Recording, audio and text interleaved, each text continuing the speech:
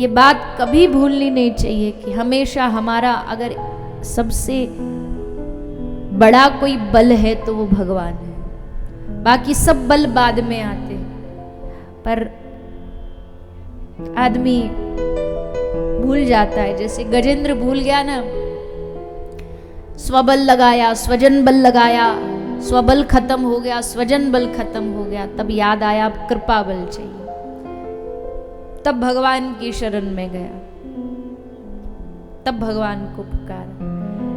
द्रौपदी पहले सब जगह भटक ली, अंत में भगवान के पास गई। भगवान कहते तू पहले कृष्ण बुला देती तो इतना देर थोड़ी करता।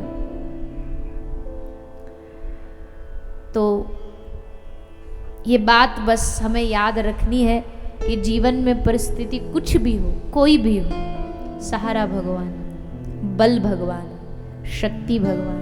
और हम भगवान से ये नहीं मांगते परिस्थिति ऊंच नीच होती है उसको ठीक कर दो, बिल्कुल नहीं। बस तुम हमारे संग रहो, परिस्थिति बुरी भी है तो भी संग रहो, ठीक मत करो, साथ रहो, तुम्हारा बल मिलता रहे, बस तुम्हारी शक्ति मिलती रहे, बस ये मांगना चाहिए भगवान। भागवत जी से, भागवत जी से कोई संसार की चीज मांग के क्या ले लोगे?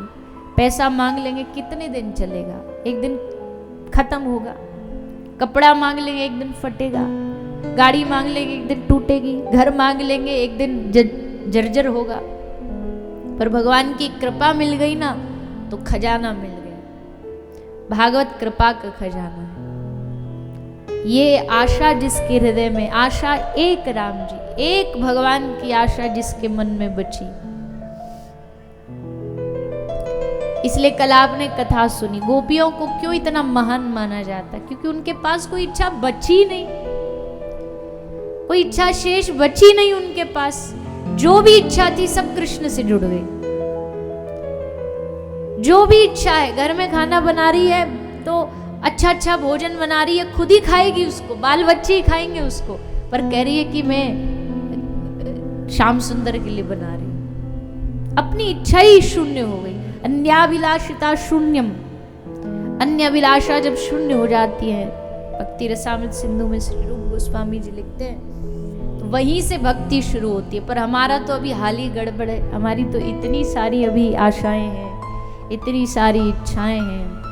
मंदिर जाते हैं, मंदिर दर्शन बाद में करते हैं, पहले मांगना चालू कर दें।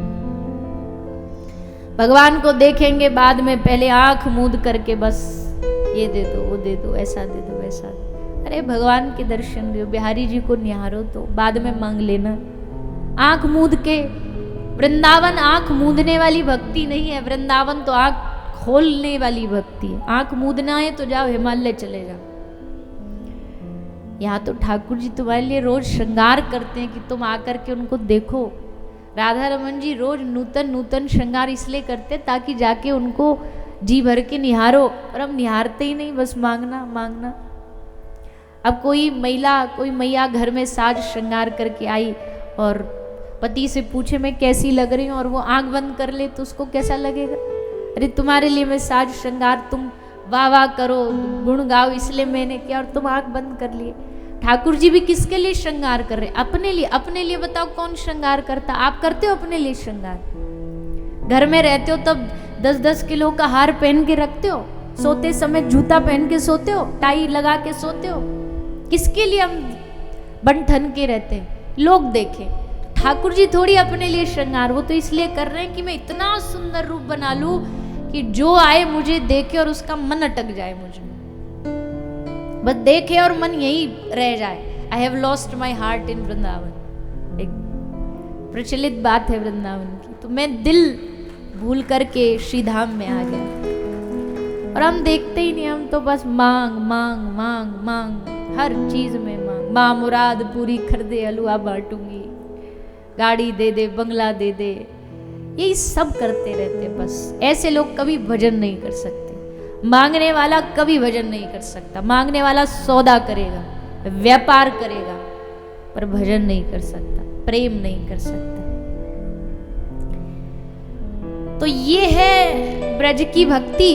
और अगर मांग की भक्ति देखो तो वो भी है, वो भी कुछ लोग हैं जो करते हैं, जैसे द्वारिकाधीश भगवान भगवान द्वारिका में गए, द्वारिकाधीश ने सबकी मांगे पूरी करी, सबकी इच्छाएं पूरी करी। भक्तजन कहते कृष्ण की लीला बुद्धि से समझ नहीं आती, दिल से समझ आती है। बुद्धि वाले फेल हो जाते हैं।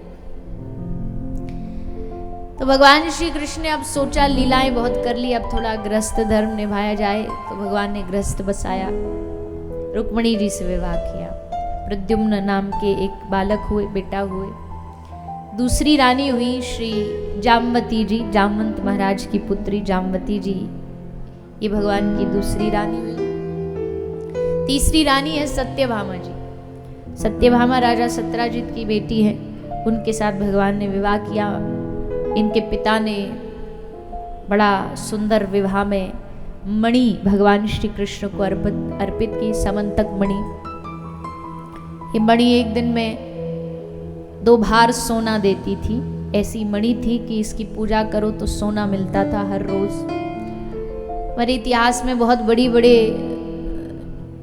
भारत का अगर इतिहास देखा जाए तो उस इतिहास में बड़े बड़े ऐसे खजाने हुए हैं, ऐसी मणियाँ हुई हैं, ऐसे हीरा जवाहरात हुए हैं जो सारी दुनिया में कहीं नहीं मिलते थे।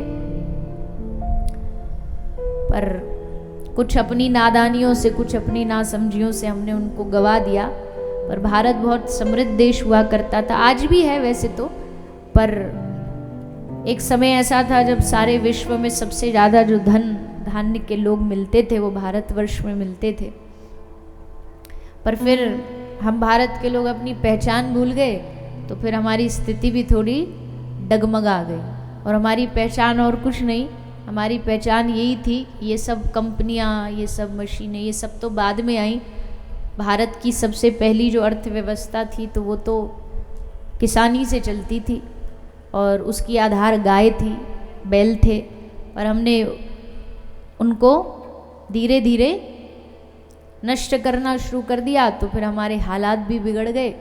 और वो स्थिति जो इतिहास में हम पढ़ते वो आज नहीं रही, पर वो भी वापस आ सकती है अगर हम धीरे धीरे उसी रास्ते पर जाएं तो वैसे तो हम कई दिन से कह ही रहे हैं आपसे, जब याद आ जाता है बीच में। पर आज 7वें दिन भी आप सबसे प्रार्थना करते हैं कि सब लोगों को गौ माता की सेवा जरूर करनी चाहिए। भगवान ने हाथ दिए, पैर दिए हैं, शरीर दिया है, बुद्धि दी है, सब कुछ दिया है। इसको हमको सेवा कार्य में लगाना चाहिए। अभी जो कथा के शुरू में बात हो रही थी कि शास्त्र का संग करो, गुरु की कृपा, उसमें एक चीज ये भी है कि सेवा किसी की भी हो, सेवा हो। कोई आदमी भजन नहीं कर पा रहा, भजन में मन नहीं लग रहा, तो उसको शुरुआत सेवा से करनी चाहिए, क्योंकि सेवा के माध्यम से भक्ति तक जाया जाता है।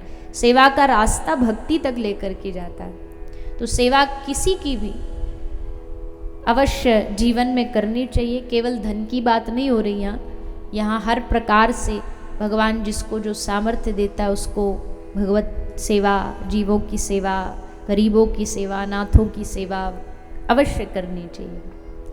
तो उससे समृद्धि आती है, हमारे समाज में भी समाज सुदृढ़ होता है, समृद्ध होता है, एकता बनी रहती है, शांति बनी रहती है।